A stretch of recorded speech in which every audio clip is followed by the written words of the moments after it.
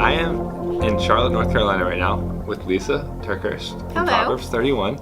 And we're really excited because her new book, Uninvited, is going to be in the August Faithbox. Well, I'm really excited about it, and I love what Faithbox is doing, and I think it's going to be a fun month to have Uninvited in the August box.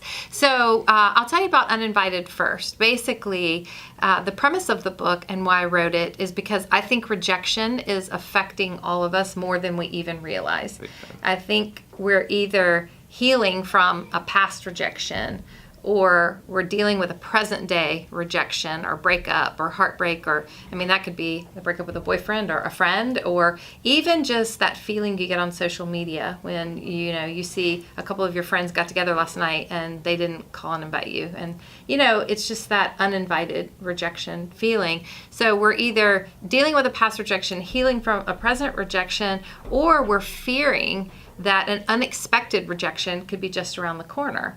And no matter how saved and sanctified and reading our Bible every day we are, rejection can really knock us down spiritually, emotionally, physically. And so I'm just tired, I guess, of the enemy stealing too much from me because of rejection.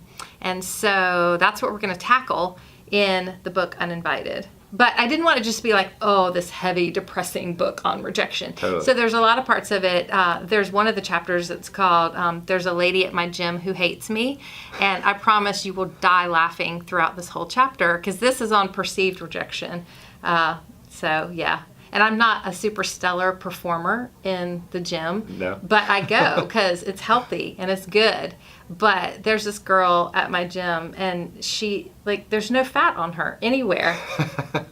Anywhere. And the only thing that's super tight on me is my ponytail. So it's like, I tried to race her on the elliptical one day. It wasn't like a spoken competition. You just kind of side-eye, you just kind of look over at her? For all girls who just have a normal amount of fat on them and who have never craved a celery stick, I got on the elliptical beside her, and I just decided today she was not going to out elliptical me. And so it didn't go so well.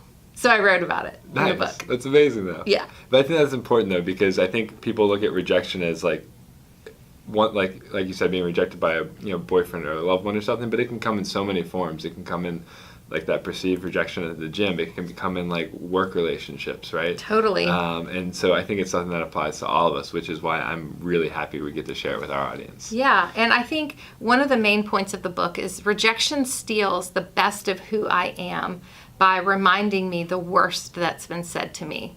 And so it could just be one time that someone called you an idiot, or one time that someone made you feel like you weren't good enough. And it can just be that one time, and it's like that moment of rejection cements itself into our identity. Yeah. And when other smaller rejections happen, we travel back, we revisit that original hurt, and we bring all that emotion into our current situation. And that's why past rejections can really poison current relationships, and it can be really, really hard. So I'm excited to tackle it together. Yeah, great. Well, thank you so much. Will you tell us a little bit about Proverbs 31 too? Absolutely. So Proverbs 31 is a ministry located here in Charlotte, North Carolina, but we really, through social media, we go out worldwide, and we're reaching now almost every single country in the entire world. I think we have 6 left to reach. But that's amazing. We shipped to 22 countries, and I thought we were doing well. And hey, it's a start. Yeah, it's really good. But really, one of my favorite things that we do many, many things, but one of our favorite things that we do is we do a daily app. It's called First 5. And we have almost 1 million people that have downloaded our app in less than a year. And what First 5 is an app that you can download on your phone. You can set your alarm clock inside the First 5 app. And when your alarm goes off in the morning and you swipe it off, we almost like hijack your phone just for 5 minutes with the Word of God. Now, you can certainly, close it out, override it, whatever. But what I was finding is too many of us wake up every single day, and instead of giving God our first thoughts of the day And instead of letting truth be the filter that we put over our mind before we approach our day, we turn off our alarm and immediately hop into social media. And there was some brain research that was done that says when we sleep at night, that baby neurons are formed, and those baby neurons that are formed when we sleep at night, how we use those first thing in the morning determines our pattern of thought the rest of the day. Yep. And that process is called neurogenesis. And I feel like we need to use our first thoughts of the day, those first baby neurons when we wake up in the morning, to set the pattern of our thought to the rhythm of truth and to inspiration and to God's encouragement of He's got a plan for us, He's got a purpose for us. And so that's what we do in First Five. We really give people a fresh way to start each new day. I love that. It's funny because the past 2 weeks I've switched, because I used to be guilty of that. I get up and check my email before I even got out of bed, start work. Now I get up and I read my devotion. I actually do a video for our members on that with just our devotional. And it's amazing just in the 2 weeks how much better I enjoy my morning routine and how refreshed I feel through the day because I have word in my life. That's right away.